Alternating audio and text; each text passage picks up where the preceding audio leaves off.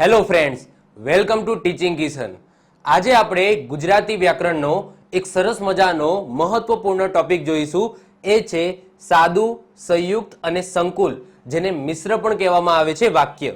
એટલે કે સાદું વાક્ય કોને કહેવામાં આવે છે, સંયુક્ત વાક્ય કોને કહેવામાં આવે છે અને સંકુલ અથવા તો મિશ્ર વાક્ય કોને કહેવામાં આવે છે, એ આજના લેક્ચરની અંદર સમજીશું. હવે આ ટોપિકમાંથી કેવા ક્વેશ્ચનો પૂછાય, તો આ ટોપિકમાંથી આ ટાઈપના ક્વેશ્ચન પૂછાય કે આપેલું વાક્ય એ કેવું વાક્ય છે, સાદું વાક્ય છે, સંયુક્ત વાક્ય છે કે સંકુલ અથવા તો મિશ્ર વાક્ય છે. આ ટાઈપના ક્વેશ્ચન એક્ઝામની અંદર બને છે. ઓકે, હવે નોર્મલી શું હોય છે કે જે સાદું વાક્ય છે એ તો પૂછાતું જ નથી, કારણ કે સાદું વાક્ય એ સાદું જ હોય છે.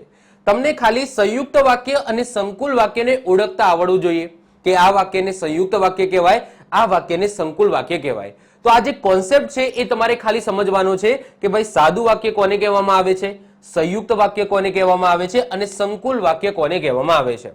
આની અંદર કોઈ કન્વર્ટ કરવાનું નથી આવતું કે ભાઈ સાદા વાક્યમાંથી સંકુલ વાક્યની અંદર, સંકુલમાંથી સંયુક્તની અંદર કન્વર્ટ નથી કરવાનું, જસ્ટ ઓળખવાનું છે કે ભાઈ આને સાદું વાક્ય કહેવામાં આવે, આને સંયુક્ત વાક્ય કહેવામાં આવે અને આને સંકુલ અથવા તો મિશ્ર વાક્ય કહેવામાં આવે. જસ્ટ એટલું આપણે ઓળખવાનું છે. તો શરૂઆત કરીએ છીએ. નાનો એવો ટોપિક છે. નોર્મલી આમાંથી કોઈ ક્વેશ્ચન હજુ સુધી તો પૂછાયો નથી, પરંતુ મે બી પૂછાઈ શકે. આપણે બધા કોન્સેપ્ટ ક્લિયર રાખવાના છે. સૌથી પહેલા આપણે ડેફિનેશન થી જોઈ લઈએ કે આ ત્રણ વાક્યો શું કહેવા માંગે છે. તો સાદું વાક્ય કોને કહેવામાં આવે, જેની અંદર એક કર્તા હોય, એક કર્મ હોય અને એક ક્રિયાપદ હોય, તો આને શું કહેવામાં આવે, સાદું વાક્ય કહેવામાં આવે. એક્ઝામ્પલ લઈએ કે કિશન ટીવી જોવે છે. આ સાદું વાક્ય છે, કિશન ટીવી જોવે છે. તો આમાં કિશન શું થશે, તો કિશન થશે કર્તા, ટીવી શું થશે, તો ટીવી થશે કર્મ, જોવે આ શું થશે, તો આને કહેવામાં આવે ક્રિયાપદ, અને આ છે ને જે કાર્ડ બતાવે છે તો એને શું કહેવામાં આવે, સહાયકારક ક્રિયાપદ, સહાયકારક ક્રિયાપદ કહેવામાં આવે. તો આને શું કહેવામાં આવે, સાદું વાક્ય કહેવામાં આવે. તો સાદું વાક્ય સિમ્પલ હશે કે જેની અંદર એક કર્તા હશે, એક કર્મ હશે અને એક ક્રિયાપદ હશે. તો આને શું કહેવામાં આવે, સાદું વાક્ય કહેવામાં આવે. એના પછી આવે છે સંકુલ અથવા તો મિશ્ર વાક્ય. તો સંકુલ અથવા તો મિશ્ર વાક્ય આપણે કોને કહીશું, બે વાક્યો જેમાં એક મુખ્ય અને એક આધારિત, એટલે કે બીજું વાક્ય જે હશે એ ગૌણ વાક્ય હશે, તો એવા વાક્યોને સંકુલ અથવા તો મિશ્ર વાક્ય કહેવામાં આવે. હવે એ બે વાક્યો છે એ શેનાથી જોડાયેલા હશે, તો સંયોજક વડે જોડાયેલા હશે. તો આવા વાક્યોને સંકુલ અથવા તો મિશ્ર વાક્ય કહેવામાં આવે. એના પછી વાત કરીએ સંયુક્ત વાક્ય. તો બે વાક્યો જે પોતે સ્વતંત્ર અર્થ ધરાવે છે, જે એકબીજા ઉપર આધાર રાખતા નથી, એટલે કે બંને વાક્યો મુખ્ય હોય છે, એવું નહીં કે એક મુખ્ય અને બીજું ગૌણ હોય, તો એવા વાક્યને શું કહેવામાં આવે, સંયુક્ત વાક્ય કહેવામાં આવે. તો આઈ હોપ સો ત્રણે ડેફિનેશન તમે સમજી ગયા હશો. હવે આ છે ને, આ તો સિમ્પલ છે કે ભાઈ એક કર્તા હોય, એક કર્મ હોય અને એક ક્રિયાપદ હોય, તો આને સાદું વાક્ય કહેવામાં આવે. જો બધાને ક્યાંય પ્રોબ્લેમ થશે તો એ સંકુલ વાક્ય અને સંયુક્ત વાક્યમાં થશે, કારણ કે સંકુલ વાક્યની અંદર પણ બે વાક્ય લખેલા હશે અને સંયુક્ત વાક્યની અંદર પણ બે વાક્યો લખેલા હશે. એટલે કે સાદા વાક્યને તો હાલ ભૂલી જ જાઓ. સાદું એ સિમ્પલ છે, જેની અંદર એક કર્તા, એક કર્મ અને એક ક્રિયાપદ હોય, બે વાક્ય હશે જ નહીં, એક જ વાક્ય હશે. ક્લિયર? તો આની અંદર તમને એક જ વાક્ય જોવા મળશે, તો આ ડાયરેક્ટ તમે ઓળખી જશો કે ભાઈ આ સાદું વાક્ય છે. તમને જે પ્રોબ્લેમ થશે એ સંકુલ વાક્ય ઓળખવામાં અને સંયુક્ત વાક્ય ઓળખવામાં થશે. હવે આ બંનેની અંદર તમને બે વાક્યો આપેલા હશે, આની અંદર પણ બે વાક્યો હશે, આની અંદર પણ તમને બે વાક્યો હશે. હવે સંકુલની અંદર જે બે વાક્યો હશે એમાંથી એક મુખ્ય હશે અને બીજું ગૌણ હશે. હવે જે ગૌણ વાક્ય છે ને એ મુખ્ય વાક્ય ઉપર આધાર રાખતું હશે. હવે કઈ રીતના હોય છે, જો આવું તો આવું થશે, જે તે આવા શબ્દોથી જોડાયેલા હશે, તો એને સંકુલ અથવા તો મિશ્ર વાક્ય કહેવામાં આવે. હમણાં આપણે એક્ઝામ્પલ જોઈશું એટલે તમને વધારે આઈડિયા આવશે. સંયુક્ત વાક્યમાં પણ તમને બે વાક્યો જોવા મળશે. બંને વાક્યો એ કઈ રીતના જોડાયેલા હશે, તો બંને વાક્યો એ જોડાયેલા હશે પરંતુ આવા શબ્દોથી, પણ, પછી આ ટાઈપ, તરફથી. ઓકે, તો આવા બધા શબ્દોથી જોડાયેલા હશે. તો એ પણ આપણે જોઈશું કે ભાઈ સંયુક્ત વાક્ય કોને કહેવામાં આવે છે. અને બંને વાક્ય એકબીજાથી સ્વતંત્ર હોય, એટલે કે એકબીજા ઉપર પ્રોપરલી એકબીજા ઉપર ડિપેન્ડ રાખતા હોય નહીં. એવું નહીં કે આ વાક્ય થયું તો જ એ વાક્ય થયું. જ્યારે સંકુલની અંદર એવું હશે કે આ વાક્ય થયું એના ઉપરથી આ વાક્ય થયું, તો એકબીજા ઉપર કનેક્ટેડ હશે, એકબીજાને જોડાયેલા હશે, એમાં એક મુખ્ય હશે અને એ મુખ્ય વાક્ય ઉપરથી જ એનું ગૌણ વાક્ય છે એ બન્યું હશે અને ગૌણ વાક્ય એ મુખ્ય વાક્ય ઉપર આધાર રાખતું હશે. આ તો થઈ ગઈ એની થિયરી. કદાચ થિયરીમાં ખબર ના પડે, ટેન્શન ના લેશો, આગળ આપણે એક્ઝામ્પલ જોઈશું એટલે તમને વધારે આઈડિયા આવશે. ચલો, તો હું તમને એક એક્ઝામ્પલ દ્વારા 3 વાક્યો કહેવા માંગીશ કે 3 વાક્યો આ એક્ઝામ્પલ થી સમજીએ કે શું કહેવા માંગે છે. આ એક્ઝામ્પલ મેં યુટ્યુબ ની અંદર પણ આપેલો છે. સાદું વાક્ય કોને કહીશું? જેમ કે અહીંયા રામજી નામનો એક છોકરો છે જે શું કરે છે? લાકડા કાપે છે. ક્યાં કાપે છે? તો જંગલની અંદર લાકડા કાપે છે. તો આને મારે સૌથી પહેલા સાદા વાક્યની અંદર લખવું હોય તો હું કઈ રીતના લખું કે ભાઈ રામજી લાકડા કાપવા જંગલમાં જાય છે. તો આ સિમ્પલ સાદું વાક્ય થયું જેની અંદર રામજી શું છે? તો રામજી છે કરતા. લાકડા કાપવા, તો આ લાકડા કાપવા, તો આ લાકડું એ શું થશે? એનું કર્મ થશે. શું થશે? કર્મ થશે.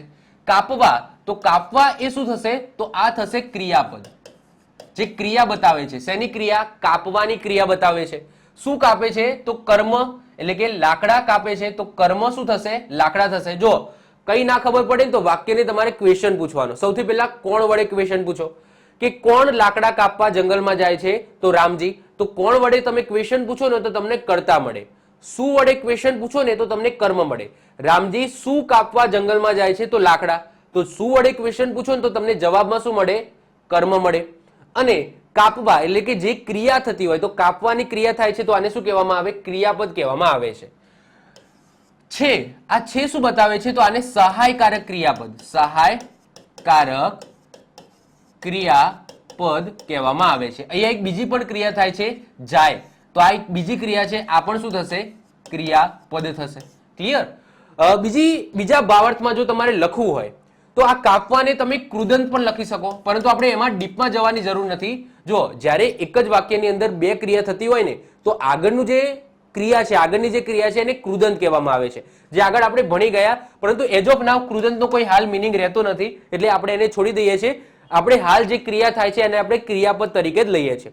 તો આ સિમ્પલ વાક્ય છે જેની અંદર તમને એક કર્તા, એક કર્મ અને તમને ક્રિયાપદ જોવા મળે. ભલે તમને બે ક્રિયા જોવા મળશે પણ આ વાક્ય સિમ્પલ છે. આ વાક્ય ડબલ નથી, મતલબ કે બે વાક્યો નથી, એક સિંગલ વાક્યની અંદર જ આખી ક્રિયા પૂરી થઈ જાય છે. હવે સંકુલ અને મિશ્ર વાક્યની અંદર બે વાક્યો હશે, જેમાં એક વાક્ય મુખ્ય હશે અને બીજું વાક્ય ગૌણ હશે. અને જે ગૌણ વાક્ય છે એ મુખ્ય વાક્ય ઉપર આધાર રાખતું હશે. એક્ઝામ્પલ તરીકે અહીંયા તમે જુઓ, જો રામજી લાકડા કાપશે તો વેચીને પૈસા મેળવશે. તો જો સિમ્પલ છે કે આ બે વાક્યો તમને જોવા મળશે કે રામજી લાકડા કાપશે અને વેચીને પૈસા મેળવશે. તો અહીંયા તમને બે વાક્યો અલગ અલગ જોવા મળે છે. તો આની અંદર તમે જોશો કે આ વાક્ય, આ ઉપરનું વાક્ય એ મુખ્ય વાક્ય છે કે રામજી લાકડા કાપશે તો વેચીને પૈસા મેળવશે. તો આ વેચીને પૈસા મેળવશે એ ગૌણ વાક્ય છે. કેવું છે? ગૌણ વાક્ય છે. અને આ ગૌણ વાક્ય એ મુખ્ય વાક્ય ઉપર આધાર રાખે છે. તો જ્યારે પણ સંકુલ અથવા તો મિશ્ર વાક્ય હશે તો એની અંદર તમને આવા શબ્દો જોવા મળશે: જો, તો, જ્યારે, ત્યારે, જેમ, તેમ. આવા શબ્દો તમને જોવા મળશે, જેમાં આ જો થી જે જોડાયેલું વાક્ય હોય એ મુખ્ય વાક્ય હોય અને તો પછી જે વાક્ય આવે છે એ ગૌણ વાક્ય હોય. એટલે કે આવું થશે તો આવું થશે, આવું થશે તો આવું થશે. એનો મતલબ શું કે આવું થયું ત્યારે જ આવું થશે. તો આ થયું એટલે આ મુખ્ય થશે, આ મુખ્ય વાક્ય થશે. અને આવું થશે તો જ આવું થવાનું છે, તો આને શું કહીશું? આપણે ગૌણ વાક્ય કહીશું. એટલે કે આ છે ને એ આના ઉપર ડિપેન્ડ રાખે છે કે રામજી લાકડા કાપશે તો વેચીને પૈસા કમાશે. જો રામજી લાકડા જ નહીં કાપે તો કઈ રીતના વેચીને પૈસા કમાવાનો છે? તો એનો મતલબ આ વેચીને જે પૈસા કમાવાનો છે એ વાક્ય કોના ઉપર આધાર રાખે છે? રામજી લાકડા કાપશે એના ઉપર આધાર રાખે છે. તો આવા વાક્યોને શું કહેવામાં આવે? સંકુલ અથવા તો મિશ્ર વાક્ય કહેવામાં આવે. એના પછી આવે છે સંયુક્ત વાક્ય. સંયુક્ત વાક્યની અંદર પણ તમને બે વાક્યો જોવા મળશે, પરંતુ બંને વાક્ય એકબીજાથી સ્વતંત્ર હોય છે. બંનેનો અર્થ તમે અલગ અલગ કાઢી શકો છો. બંને એવું લાગશે ખરા કે એક ટોનમાં આવે છે, પરંતુ એકબીજા ઉપર ડિપેન્ડ રાખતા નથી. જેમ કે રામજી લાકડા કાપે છે પણ લાકડા વેચતો નથી. તો આ બંને વાક્ય અલગ અલગ છે. તમને એવું લાગશે કે આ બંને વાક્ય એકબીજા સાથે જોડાયેલા છે, તો સંયુક્ત વાક્યમાં વાક્યો છે એ એકબીજા સાથે જોડાયેલા હશે, પરંતુ બંને વાક્ય મુખ્ય હશે. એવું નહીં હોય કે એક વાક્ય બીજા વાક્ય ઉપર ડિપેન્ડ રહેતું હશે. જેમ કે રામજી લાકડા કાપે છે, ચલો સિમ્પલ કે આ રામજી લાકડા કાપે છે, લાકડા એ વેચતો નથી એ બીજું વાક્ય છે. એવું નથી કે ભાઈ લાકડા વેચતો નથી અને લાકડા કાપે છે આ બંને વચ્ચેનો કોઈ પરફેક્ટ સંબંધ છે. ના, એવું નથી કે ભાઈ લાકડા વેચતો નથી એ ટોટલી ડિપેન્ડ રાખે છે કે ભાઈ લાકડા કાપે છે, એના ઉપર કોઈ જ ડિપેન્ડ નથી. તો અહીંયા તમે જોશો કે રામજી લાકડા કાપે છે અને રામજી લાકડા વેચતો નથી, આ બંને વાક્યો અલગ અલગ છે, બંને એકબીજા ઉપર ડિપેન્ડ રાખતા નથી. તો આવા વાક્યોમાં તમને વચ્ચે સંયોજન જોવા મળશે, જેમ કે અહીંયા પણ સંયોજન જોવા મળે છે. તો કઈ રીતના આપણને ખબર પડે કે સંકુલ વાક્ય કયું અને સંયુક્ત વાક્ય કયું? તો એ એના સંયોજન ઉપરથી ખબર પડે. અને આ સંકુલ વાક્ય છે એને તો ઓળખવું હોય તો સિમ્પલ છે, જો, તો, જ્યારે, ત્યારે. ત્યારે શબ્દ તમને વધારે જોવા મળશે. ચલો આપણે એક્ઝામ્પલ લઈએ એટલે આપણને વધારે આઈડિયા આવે. થિયરી તો ભણીએ છે, પરંતુ જ્યારે પ્રોપરલી આપણે એક્ઝામ્પલ જોઈએ ને એટલે આપણને વધારે આઈડિયા આવે. જેમ કે સૌથી પહેલા વાત કરીએ સાદું વાક્ય. તો સાદા વાક્યમાં મેં તમને કીધું એમ એક કર્તા હોય, એક કર્મ હોય અને એક ક્રિયાપદ હોય, તો એને શું કહેવામાં આવે? સાદું વાક્ય કહેવામાં આવે. ટૂંકમાં એક જ વાક્ય હોય. સાદું વાક્ય એટલે એક વાક્ય હોય, એને સાદું વાક્ય કહેવામાં આવે. સંકુલ અને સંયુક્ત આ બંનેની અંદર તમને બે બે વાક્ય જોવા મળશે. ચલો તો ઉદાહરણ જોઈએ સિમ્પલ.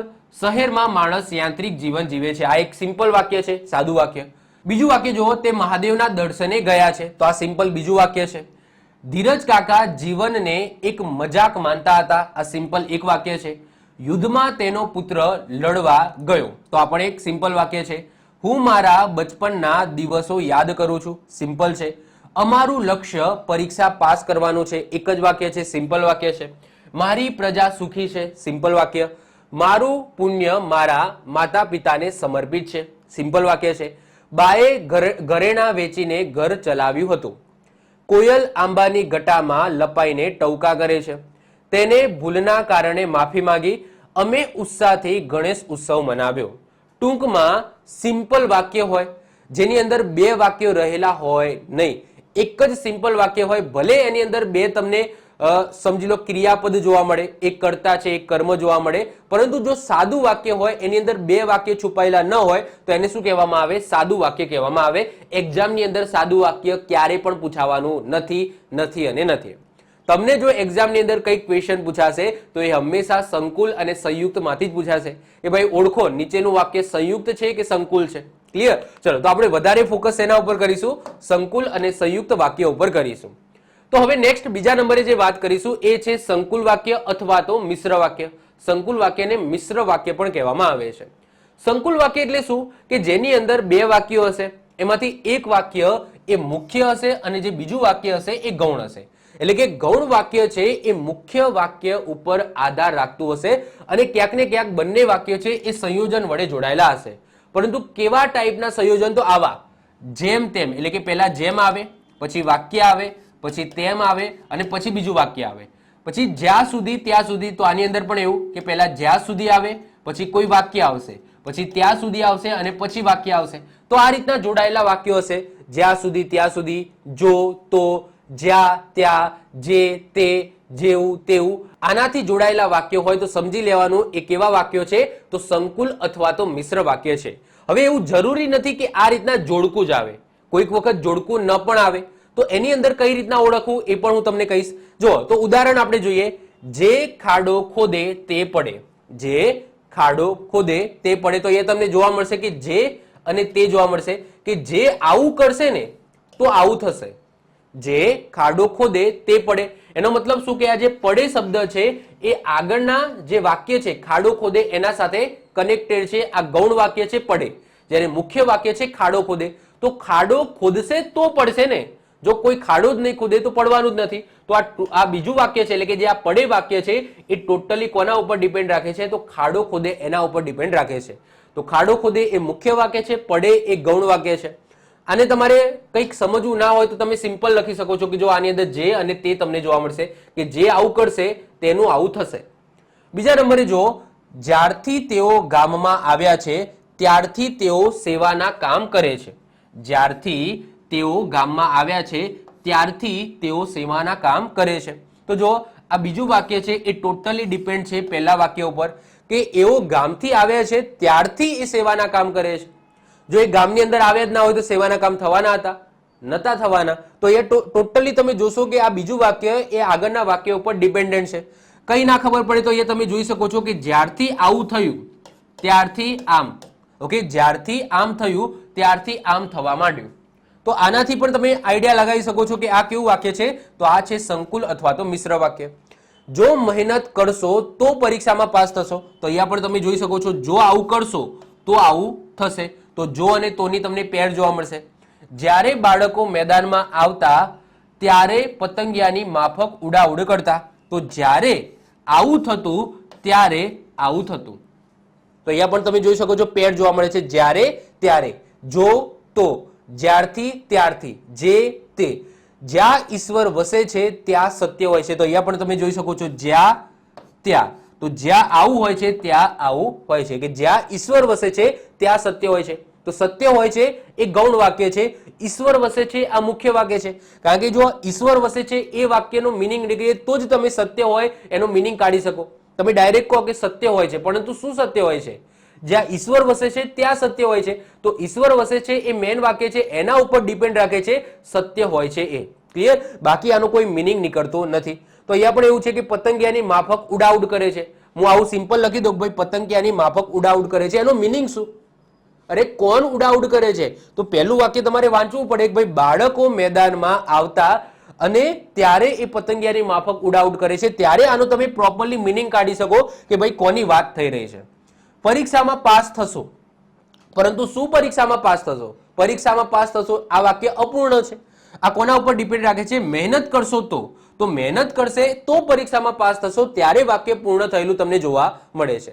તો સંકુલ વાક્યમાં શું હશે કે જે બે વાક્યો હશે એમાંથી એક વાક્ય છે એ ટોટલી ડિપેન્ડ હશે આગળના વાક્ય ઉપર. એટલે કે એક વાક્ય મુખ્ય હશે અને બીજું વાક્ય કેવું હશે? ગૌણ હશે. તમે ખાલી ગૌણ વાક્ય વાંચો તો એનો કોઈ જ મિનિંગ નીકળે નહીં. જ્યાં સુધી તમે ગૌણ વાક્યને મુખ્ય વાક્ય સાથે ન જોડો ત્યાં સુધી એનો કોઈ મિનિંગ નીકળે નહીં. હજુ આપણે બીજા એક્ઝામ્પલ જોઈએ. 6 નંબરનું જો, અમરકંટકના પહાડમાંથી નર્મદા નદી નીકળે છે ત્યારે રૌદ્ર સ્વરૂપ ધારણ કરે છે. તો જો આની અંદર જો, તો, જ્યારે, ત્યારે એવો કોઈ શબ્દ નહીં જોવા મળે, પરંતુ તમને ત્યારે શબ્દ જોવા મળશે. તો જો જ્યારે પણ પેર ન હોય ત્યારે તમને ત્યારે શબ્દ વચ્ચે જોવા મળશે. તો ત્યારે પણ શું બતાવે છે? ડિપેન્ડન્સી બતાવે છે કે બીજું વાક્ય છે એ આગળના વાક્ય ઉપર ડિપેન્ડ છે. હવે જો હું બીજું વાક્ય વાંચું, રૌદ્ર સ્વરૂપ ધારણ કરે છે. હવે આનો શું મિનિંગ? રૌદ્ર સ્વરૂપ કોણ ધારણ કરે છે? શંકર ભગવાન. તો આનો કોઈ જવાબ મળતો નથી કે ભાઈ રૌદ્ર સ્વરૂપ ધારણ કરે છે, પરંતુ કોણ ધારણ કરે છે? તો આ પહેલું વાક્ય વાંચશો તો તમે બીજા વાક્યનો પ્રોપરલી મિનિંગ કાઢી શકશો કે ભાઈ અમરકંટકના પહાડમાંથી નર્મદા નદી નીકળે છે ત્યારે તે રૌદ્ર સ્વરૂપ ધારણ કરે છે. તો આ પહેલું વાક્ય છે એ મુખ્ય વાક્ય છે અને આના ઉપર ટોટલી ડિપેન્ડ રાખે છે આ બીજું વાક્ય. એના પછી 7મા નંબરે જો તેને થોડો વધુ અભ્યાસ કર્યો હોત તો તે મહાન વિદ્વાન બન્યો હોત. તો તે મહાન વિદ્વાન બન્યો હોત, પરંતુ કોણ? જ્યારે તમે પહેલું વાક્ય વાંચો ત્યારે આનો પ્રોપર તમે મિનિંગ કાઢી શકશો. તો જો તેને થોડો વધુ અભ્યાસ કર્યો હોત તો અહીંયા પણ તમને પેર જોવા મળશે, જો અને તોની, કે જો આવું તો આવું. ક્લિયર? તો જો અને તોની પેર જોવા મળે છે. નવું સ્ટેશન બન્યું ત્યારે એમના પિતા એમને ચલાવીને સ્ટેશન બતાવવા લઈ ગયા હતા. તો અહીંયા તમને ત્યારે જોવા મળશે, આ સંયોજન છે. તો ત્યારેથી તમને આગળનું અને પાછળનું વાક્ય તમે જુઓ, એમાં ખાલી પાછળનું વાક્ય વાંચો, એમના પિતા એમને ચલાવીને સ્ટેશન બતાવવા લઈ ગયા હતા. પરંતુ કેમ બતાવવા લઈ ગયા હતા આનો પ્રોપર મિનિંગ ક્યારે મળશે? જ્યારે તમે આગળનું વાંચો કે નવું સ્ટેશન બન્યું ત્યારે. તો નવું સ્ટેશન બન્યું ત્યારે એમના પિતા એમને ચલાવીને સ્ટેશન બતાવવા લઈ ગયા હતા. પરંતુ ડાયરેક્ટ તમે કહો કે એમના પિતા એમને સ્ટેશન બતાવવા લઈ ગયા હતા, પરંતુ ક્યારે લઈ ગયા હતા એનો જવાબ તમને ક્યાં જોવા મળશે? આગળ જોવા મળશે કે જ્યારે નવું સ્ટેશન બન્યું હતું ત્યારે એમના પિતા લઈ ગયા હતા. તો ત્યારે તમને જોવા મળશે. તો જો તમને પેર નહીં જોવા મળે ને તો મોસ્ટ પ્રોબેબલી તમને શું જોવા મળશે? વચ્ચે ત્યારે જોવા મળશે. જ્યાં આજે ગાંધીનગર છે ત્યાં પહેલા ખેતર હતું. તો અહીંયા તમને પેર જોવા મળશે જ્યાં અને ત્યાંની, કે જ્યાં આજે ગાંધીનગર છે ત્યાં પહેલા ખેતર હતું. કેસુડો વાતાવરણને મહેકાવી મૂકે છે જ્યારે વસંત ઋતુ આવે છે. તો વસંત ઋતુ આવે છે આનો કોઈ જ મિનિંગ નથી જ્યાં સુધી તમે આગળનું વાક્ય ના વાંચો. તો અહીંયા તમને સંયોજન કયું જોવા મળશે? જ્યારે જોવા મળશે. તો કેસુડો વાતાવરણને મહેકાવી મૂકે છે જ્યારે વસંત ઋતુ આવે છે. જો મારી નસોમાં યાયાવરનું લોહી છે તો એ ચોક્કસ મારા પિતા પાસેથી જ મળ્યું હશે. તો અહીંયા તમને પેર જોવા મળશે, જો અને તોની. જો આવું તો આવું, તો આ પેર મળી. 12મું વાક્ય વાંચો, પહેલી ટ્રેન આવી ત્યારે શહેરના ઘણા નામાંકિત સ્ત્રી પુરુષો આવ્યા હતા. તો અહીંયા જો આ વાક્ય ત્યારેથી જોડાયેલું છે. આગળનું વાક્ય મુખ્ય છે, પાછળનું ગૌણ છે. તમે ખાલી પાછળનું વાક્ય વાંચો, શહેરના ઘણા નામાંકિત સ્ત્રી પુરુષો આવ્યા હતા. પરંતુ ક્યાં આવ્યા હતા? તો એનો જવાબ તમને આગળ જોવા મળશે કે ભાઈ પહેલી ટ્રેન આવી હતી ત્યારે શહેરના ઘણા નામાંકિત સ્ત્રી પુરુષો આવ્યા હતા. તો આ ટોટલી ડિપેન્ડ રાખે છે આગળના વાક્ય ઉપર. તમે આગળનું ખાલી વાક્ય વાંચો ને તો એનો મિનિંગ નીકળશે. જો પહેલી ટ્રેન આવી, તો યસ પહેલી ટ્રેન આવી, આ વાક્ય સંપૂર્ણ છે. મારી નસોમાં યાયાવરનું લોહી છે, તો આ પણ સંપૂર્ણ વાક્ય છે. આજે ગાંધીનગર છે, આજે જે ગાંધીનગર છે એની વાત થઈ રહી છે. નવું સ્ટેશન બન્યું, નવું સ્ટેશન બન્યું, આ વાક્ય પૂર્ણ છે. પછી તેને થોડો વધુ અભ્યાસ કર્યો હોત, તો તેને વધુ અભ્યાસ કર્યો હોત, આટલે આપણે વાક્ય પૂર્ણ કરી શકો. આગળનું વાક્ય છે એ ટોટલી આના ઉપર ડિપેન્ડન્ટ છે. પાછળનું વાક્ય તો ટોટલી ડિપેન્ડન્ટ છે. પાછળનું વાક્ય વાંચો તો એનો તમે પ્રોપર મિનિંગ કાઢી જ ના શકો. તો સિમ્પલ છે કે સંકુલ અથવા તો મિશ્ર વાક્યમાં તમને આ ટાઈપની પેર જોવા મળશે. જેમ તેમ, જ્યાં સુધી ત્યાં સુધી, જો તો, જ્યાં ત્યાં, જે તે, જેવું તેવું. અને કદાચ પેર જોવા ના મળે તો તમને વચ્ચે આવા શબ્દો જોવા મળશે, ત્યારે છે, પછી જ્યારે છે, આવા શબ્દો તમને જોવા મળશે. ક્લિયર? તો આને શું કહેવામાં આવે? સંકુલ અથવા તો મિશ્ર વાક્ય કહેવામાં આવે છે. હવે વાત કરીએ સંયુક્ત વાક્યની. તો સંયુક્ત વાક્યમાં પણ બે વાક્ય હશે, પરંતુ એની અંદર તમને પેર નહીં જોવા મળે. જ્યાં ત્યાં, જે તે, જેમ તેમ આવી પેર જોવા મળશે નહીં. એની અંદર શું હશે? જેથી, માટે, એટલે, પણ, તેમ, છતાં, નહીતર, કેમ કે, કારણ કે, અથવા, છતાં, આવા બધા શબ્દોથી એ બે વાક્યો જોડાયેલા હશે. અને બંને વાક્ય છે એ બંનેનું સંપૂર્ણ અર્થવાળું મહત્વ છે. બંને વાક્ય સમાન મોભો ધરાવે છે. એવું નથી કે એક ગૌણ છે અને એક મુખ્ય છે, એક વાક્ય બીજા ઉપર ટોટલી ડિપેન્ડન્ટ છે, એવું વાક્ય હશે નહીં. બંને વાક્ય એકબીજાથી સ્વતંત્ર હશે. હા, બંને લાઈનમાં હશે, બંને છે એ એકબીજાની પાછળ, આગળ પાછળનો સંબંધ હશે કે ભાઈ આવું થયું, ઓકે, કારણ કે આવું હતું. તો આ બંને વાક્યો છે એ આગળ પાછળનો સંબંધ ધરાવશે. બંને વાક્ય છે એ બંને વાક્ય એક કોન્સેપ્ટ ઉપર હશે, પરંતુ બંને વાક્ય ટોટલી એકબીજા ઉપર ડિપેન્ડન્ટ નહીં હોય કે ભાઈ આ વાક્ય થયું ને તો જ આ વાક્ય થયું, આ રીતના ડિપેન્ડન્ટ હશે નહીં. જેમ કે મેં તમને એક આગળ એક્ઝામ્પલ આપ્યું હતું કે રામજી લાકડા કાપે છે પણ લાકડા વેચતો નથી. તો આ બંનેનો કોન્સેપ્ટ એક જ છે કે ભાઈ રામજીની જ વાત થાય છે, રામજીના લાકડાની જ વાત થાય છે. રામજી લાકડા કાપે છે અને એ જ રામજીના લાકડા છે એ વેચતો નથી. તો કોન્સેપ્ટ એક છે. એવું નહીં હોય કે એક આમ હશે અને એક આમ હશે. એવું નહીં હોય કે રાજા છે એ દાન કરે છે, સૂરજ પૂર્વમાં ઉગે છે.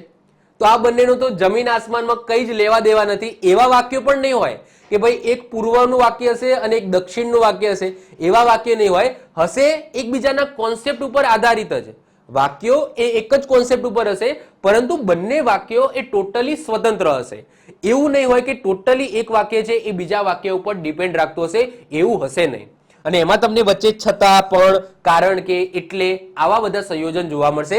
આના જેમ નહીં કે જો તો, જ્યારે ત્યારે, એમ તેમ, એવા તમને સંયોજનો જોવા મળશે નહીં. ચલો તો જોઈએ સંયુક્ત વાક્ય. તો બે વાક્યો જે પોતે સ્વતંત્ર અર્થ ધરાવે છે અને સમાન મોભો ધરાવે છે, જેની વચ્ચે તમને કેવા સંયોજનો જોવા મળશે? તો તેથી, માટે, એટલે, પણ, તેમ, છતાં, નહીતર, કેમ કે, કારણ કે, અથવા, છતાં, આ ટાઈપના તમને સંયોજનો જોવા મળશે. ઉદાહરણ જોઈએ એટલે આપણને વધારે આઈડિયા આવે. રવિ શાળાએ મોડો પહોંચ્યો કારણ કે રસ્તામાં ભીડ હતી. જો રસ્તામાં ભીડ હતી, આ વાક્ય ટોટલી પૂર્ણ વાક્ય છે કે ભાઈ રસ્તામાં ભીડ હતી. હવે રસ્તામાં ભીડ હતી અને રવિ શાળાએ મોડો પહોંચ્યો, એમાં ટોટલી ડિપેન્ડન્સી છે? તો ના. રસ્તામાં ભીડ હતી એ પોતાનું એક સ્વતંત્ર વાક્ય છે અને રવિ શાળાએ મોડો પહોંચ્યો એ પોતે એક આખું સ્વતંત્ર વાક્ય છે. તમે આનું આ વાક્ય વાંચો તો એનો અર્થ નીકળશે કે ભાઈ રવિ શાળાએ મોડો પહોંચ્યો, અર્થ નીકળે છે. રસ્તામાં ભીડ હતી, આનો પણ અર્થ પ્રોપરલી નીકળે છે. અને વચ્ચે શેનાથી જોડાયેલા છે? તો કારણ કેથી જોડાયેલા છે. આ બંને ટોટલી ડિપેન્ડન્ટ નથી. આખો પ્રસંગ એક જ છે. જો પ્રસંગ એક જ છે કે રવિ શાળાએ મોડો પહોંચ્યો કારણ કે રસ્તામાં ભીડ હતી. આ પ્રસંગ એક જ છે, પરંતુ એમાં જે બે વાક્યો છે એ ટોટલી પોતાનો અર્થ સમજાવે છે, એકબીજા ઉપર ટોટલી ડિપેન્ડન્ટ નથી. મનન મહેસાણા ગયો, તેજસ ભાવનગર ગયો, પણ રિપલ ગાંધીનગર ન જઈ શક્યો. ત્રણ વાક્યો છે. મનન મહેસાણા ગયો, આને તમે વાંચો, આનો મિનિંગ નીકળશે. તેજસ ભાવનગર ગયો, આનો પણ મિનિંગ નીકળશે. રિપલ ગાંધીનગર ન જઈ શક્યો, આનો પણ મિનિંગ નીકળશે. તો આ ત્રણ વાક્યો પોતે સ્વતંત્ર છે. તો આ ત્રણ વાક્યોને સંયુક્ત વાક્ય કહેવામાં આવે. અને શેનાથી જોડાયેલા છે? તો પણથી જોડાયેલા છે. અમે રેલવે સ્ટેશન સમયસર પહોંચ્યા, નહીતર ટ્રેન જતી રહે. જો ટ્રેન જતી રહે, આ એક ટોટલી સારું એવું વાક્ય છે અને પૂર્ણ વાક્ય છે કે ભાઈ ટ્રેન જતી રહે. ટ્રેન જતી રહે છે. અને અમે રેલવે સ્ટેશને સમયસર પહોંચ્યા, તો અમે રેલવે સ્ટેશને સમયસર પહોંચ્યા એનો પણ પ્રોપરલી મિનિંગ નીકળે છે. આ એકદમ ટોટલી એકબીજા ઉપર ડિપેન્ડન્ટ નથી. જો આ ન પહોંચ્યા હોત ને તો પણ ટ્રેન તો જતી જ રહેવાની હતી. આ સમયસર પહોંચ્યા તો પણ ટ્રેન જઈ, સમયસર ન પહોંચ્યા તો પણ ટ્રેન જઈ, ટ્રેન તો જવાની જ હતી, એ ફિક્સ હતું. તો આના ઉપર તો ટ્રેન એનું ડિપેન્ડન્સ નથી કે ભાઈ અમે સમયસર પહોંચ્યા એટલા માટે ટ્રેન જઈ. હવે આ વાક્ય એવું તો નથી કે ભાઈ અમે રેલવે સ્ટેશને પહોંચ્યા ને એટલે જ ટ્રેન ગઈ, એવું તો નથી ને. ઓકે, કે અમે પહોંચ્યા એટલા માટે ટ્રેન જઈ, એવું તો છે નહીં. જો આ પહોંચો તો પણ ટ્રેન જતી રહે, આ ન પહોંચો તો પણ ટ્રેન તો જતી જ રહે. તો ટ્રેન છે એ આ વ્યક્તિઓ ઉપર ડિપેન્ડન્ટ નથી કે ભાઈ આ વ્યક્તિઓ આવ્યા એટલે ગઈ અથવા તો આ વ્યક્તિ ન આવ્યા એટલે ગઈ. ટ્રેન તો જવાની હતી, એ તો જવાની જ હતી. તો આ વાક્ય બંને એકબીજાથી સ્વતંત્ર છે. આકાશ સ્વચ્છ દેખાતું હતું તેથી વરસાદ આવવાના સંજોગો ન હતા. તો વરસાદ આવવાના સંજોગો ન હતા, આ પોતે પોતાનું મિનિંગ આપે છે કે ભાઈ વરસાદ આવવાના સંજોગો નથી. બીજું છે આકાશ સ્વચ્છ દેખાતું હતું, તો આ એક અલગ વાક્ય છે કે ભાઈ આકાશ છે એ સ્વચ્છ દેખાતું હતું. તો એવું ના હોય કે ભાઈ આ બંને વાક્યો એકબીજા ઉપર ડિપેન્ડન્ટ હોય. જો આકાશ સ્વચ્છ છે તો પણ કોઈક વખત વરસાદ આવે છે, આકાશ સ્વચ્છ ન હોય તો પણ કોઈક વખત વરસાદ તો આવવાનો છે. તો એ સંજોગો બરાબર છે કે ભાઈ આ વાક્ય છે એક જ પ્રસંગ બતાવે છે, પરંતુ વાક્ય છે એ ટોટલી એકબીજા ઉપર ડિપેન્ડન્ટ રહેતા નથી. તો આ વાક્ય શેનાથી જોડાયેલું છે? તેથી જોડાયેલું છે. વિદ્યાર્થીઓ વાંચશે અથવા લખવાનું કાર્ય કરશે. વિદ્યાર્થીઓ વાંચશે અથવા લખવાનું કાર્ય કરશે. તો વિદ્યાર્થીઓ વાંચશે અને લખવાનું કાર્ય કરશે, આ બંને અલગ અલગ વાક્ય છે. તો એ વાંચી પણ શકે છે અને લખી પણ શકે છે. એવું નહીં કે વિદ્યાર્થીઓ વાંચશે તો જ એ લખશે, એવું તો નથી ને. એકબીજા ઉપર ડિપેન્ડન્ટ તો નથી કે ભાઈ વિદ્યાર્થીઓ વાંચશે ને તો જ લખશે. જો એવું હોય તો એકબીજા ઉપર ડિપેન્ડન્ટ હોય, પરંતુ વિદ્યાર્થીઓ વાંચશે અથવા તો લખશે એટલે કે બંને વાક્યો અલગ અલગ બતાવે છે. વાંચી પણ શકે છે, લખી પણ શકે છે, બંને વાક્યો અલગ અલગ છે. આગળ વાત કરીએ છઠ્ઠા નંબરે. જો મહેમાનો માટે ખુરશીની વ્યવસ્થા રખાય છે પણ તેઓ નીચે બેસવાનો આગ્રહ રાખે છે. તો જો આ બંને એકબીજા ઉપર ડિપેન્ડન્ટ નથી. ખુરશી મુકાઈ છે તો એ નીચે બેઠા, એવું તો નથી. ખુરશી હોત તો પણ એ નીચે બેઠવાના હતા અને ખુરશી ન હોત તો પણ એ નીચે બેસવાના હતા. ધ્યાનથી સમજો, મિનિંગ સમજવાનો ટ્રાય કરશો. મહેમાનો માટે ખુરશીની વ્યવસ્થા રખાય છે પણ તેઓ નીચે બેસવાનો આગ્રહ રાખે છે. તો એ નીચે બેસવાનો આગ્રહ રાખે છે, પછી ખુરશીની વ્યવસ્થા કરાઈ હોય તો પણ અને ન કરાઈ હોય તો પણ એ નીચે તો બેસવાના જ હતા. એમને આગ્રહ તો ક્યાંનો કર્યો હતો? નીચે બેસવાનો આગ્રહ કર્યો હતો. એવું નથી કે ખુરશી આવી એટલે એમને નીચે બેસવાનો આગ્રહ કર્યો, એવું તો નતું. એમના મગજની અંદર તો એમને નીચે બેસવાનો આગ્રહ જ હતો, એના મગજમાં નીચે બેસવાનો જ આગ્રહ હતો. એવું તો નહીં ભાઈ ખુરશીની વ્યવસ્થા કરાઈ એટલા માટે નીચે બેઠા, ના. એ ખુરશીની વ્યવસ્થા ના કરાઈ હોત તો પણ એ નીચે તો બેસવાના જ હતા. તો તેઓ નીચે બેસવાનો આગ્રહ રાખે છે. તો આ પણ એકબીજા ઉપર ડિપેન્ડન્ટ નથી. આ બંને વાક્યો અલગ અલગ છે, અલગ અલગ એનો મિનિંગ નીકળે છે. નર્મદા પહાડો વચ્ચેથી નીકળી અને ખંભાતના અખાતમાં જાય છે. જો નર્મદા એ પહાડો વચ્ચેથી નીકળી અને ખંભાતના અખાતમાં જાય છે, બંને વાક્ય અલગ અલગ છે. નર્મદા છે એ ખંભાતના અખાતમાં જાય છે, આ સત્ય છે. ભલે ને પછી એ પહાડોમાંથી નીકળે કે કોઈક બીજી નદીમાંથી નીકળે, એ મળે છે ક્યાં? તો ખંભાતના અખાતમાં જ મળે છે. અને એ નર્મદા એ પહાડો વચ્ચેથી નીકળે છે, આ પણ એક સત્ય છે. એ ખંભાતના અખાતમાં મળે છે એટલા માટે એ પહાડોમાંથી નીકળે છે, આવું છે? તો ના. નર્મદા છે એ જ્યાંથી નીકળવું હોય નીકળે, એ મળે છે કે આ ખંભાતના અખાતમાં, આ સત્ય છે. એ જ રીતના એ નર્મદા એ ખંભાતના અખાતમાં જ પડે છે અને એના લીધે એ નર્મદા એ પહાડોમાંથી નીકળે છે, એવું છે? તો ના. એ નર્મદા એ પહાડોમાંથી તો નીકળે જ છે અને એ ખંભાતના અખાતમાં મળે છે. તો આ એકબીજાના અલગ વાક્યો છે, એ એકબીજા ઉપર ડિપેન્ડ રાખતા નથી. 8મા નંબરનું જુઓ. તેમનો વ્યવહાર ચોખ્ખો હતો છતાં પણ તેમનાથી નાનકડી ભૂલ થઈ ગઈ. તો જો એમનાથી નાનકડી ભૂલ થઈ ગઈ, તો એના પાછળનું કારણ એમનો વ્યવહાર ચોખ્ખો હતો એ છે? તો ના. એ બિચારો એ પોતે પોતાનો વ્યવહાર ચોખ્ખો રાખે છે, પરંતુ કોઈક વખત નાનકડી ભૂલ થઈ ગઈ. તો એ નાનકડી ભૂલ થવા પાછળનું કારણ શું એનો વ્યવહાર ચોખ્ખો હતો એ છે? ના. એ ભૂલ થઈ ગઈ છે, અજાણતા ભૂલ થઈ ગઈ છે. એના પાછળનું કારણ એવું નથી કે એનો વ્યવહાર ચોખ્ખો હતો. એનો વ્યવહાર તો ચોખ્ખો છે જ અને એનાથી ભૂલ થઈ ગઈ છે. તો અહીંયા જુઓ કે આ બે વાક્યો છે એકબીજાને ડિફરન્સ છે, એકબીજા ઉપર ટોટલી ડિપેન્ડ નથી રાખતા. એમનાથી નાનકડી ભૂલ થઈ ગઈ, આ સત્ય છે, પરંતુ એમનો વ્યવહાર તો કેવો હતો? ચોખ્ખો હતો અને ચોખ્ખો રહેવાનો છે. તો આ વાક્ય એ આના ઉપર ડિપેન્ડ રાખતું નથી. મનોજે વાત બંધ કરવા માટે મોઢાનો ફેરફાર કર્યો પણ તેના પિતા એ સમજી ન શક્યા. તો જો એના પિતા ટૂંકમાં સમજી ન શક્યા. મનોજે મોઢામાં ફેરફાર કર્યો હોત તો એ ન કર્યો હોત તો એના પિતા તો ન સમજી શક્યા તો ન જ સમજી શક્યા. તો એ જો મનોજે વાત બંધ કરવા માટે મોઢામાં ફેરફાર કર્યો અને એના પિતા છે એ સમજી ન શક્યા, તો ટૂંકમાં એના પિતા તો ન સમજી શક્યા. આને કર્યો હોત તો એક બરાબર અને ન કર્યો હોત તો પણ બરાબર. વૃક્ષો ઋતુઓની રાહ જોતા રહે છે પણ ઋતુઓ વૃક્ષોને વહાલ કરતા થાકતા નથી. તો આ બંને વાક્ય ઓબ્વિયસલી અલગ અલગ છે કે ભાઈ ઋતુઓ છે એ વૃક્ષોને વહાલ કરતા થાકતા નથી અને વૃક્ષો છે એ ઋતુઓની રાહ જોવે છે. તો આ અલગ વાક્ય છે કે ભાઈ વૃક્ષો છે ને એ ઋતુઓની રાહ જોવે છે અને આ બીજું વાક્ય છે કે ભાઈ ઋતુઓ છે એ વૃક્ષોને વહાલ કરતા થાકતા નથી. એવું તો નથી કે ભાઈ વૃક્ષો છે એ ઋતુઓની રાહ જોવે છે એટલા માટે ઋતુઓ વૃક્ષોને વહાલ કરતા થાકતા નથી, એવું તો છે નહીં. ઓકે, ઋતુઓ વૃક્ષોને વહાલ કરતા થાકતા નથી અને વૃક્ષો ઋતુઓની રાહ જોવે છે. આ બંને વાક્ય અલગ અલગ છે. 70 વર્ષ પૂરા થયા એટલે અમને લાગ્યું કે હવે છેલ્લા વર્ષો વહી રહ્યા છે.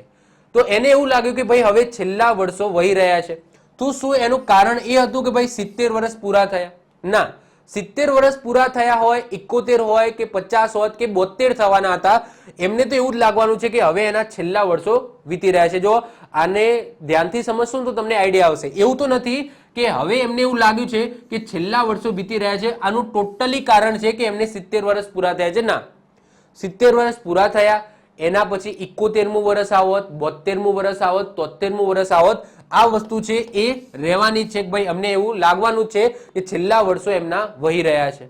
ક્લિયર? તો સમજો છો, જો કઈ ના ખબર પડે ને તો બીજું કઈ નહીં, જો મિનિંગ કઈ ના ખબર પડે તો એક સિમ્પલ વસ્તુ યાદ રાખવાનું કે પેલી પેર ન હોવી જોઈએ, જે તેની પેર ન હોવી જોઈએ અને વચ્ચે જ્યારે ત્યારે આવા શબ્દો ન હોવા જોઈએ. વચ્ચે કેવા શબ્દો હોવા જોઈએ? કારણ કે, પણ, પછી નહીતર, પછી તેથી, પછી અથવા, પછી પણ, પછી અને, એના પછી તમે જુઓ કે છતાં, પછી એ તમે જુઓ પણ, પછી અહીંયા પણ તમને જોવા મળશે, પછી અહીંયા તમે જુઓ એટલે. આવા શબ્દો હોવા જોઈએ. સંયુક્ત વાક્યમાં કેવા શબ્દો ન હોવા જોઈએ? તો જે, તે, જેમ, તેમ, જ્યારે, ત્યારે, જ્યારે, એકલું ત્યારે. ઓકે, એકલું જ્યારે, એકલું ત્યારે, આવા શબ્દો હોવા જોઈએ નહીં. તો જો એવા શબ્દો હોય તો એ એકબીજા ઉપર ડિપેન્ડન્ટ હોય, એને સંકુલ વાક્ય કહેવામાં આવે. અને સંયુક્ત વાક્યમાં તમને આ ટાઈપના શબ્દો જોવા મળે તો આને શું કહેવામાં આવે? સંયુક્ત વાક્ય કહેવામાં આવે છે. ક્લિયર? તો આઈ હોપ સો તમને આઈડિયા આવી ગયો હશે કે કોને સંયુક્ત વાક્ય કહેવામાં આવે અને કોને સંકુલ વાક્ય કહેવામાં આવે. તો આ ગુજરાતી વ્યાકરણનો નાનો એવો ટોપિક છે.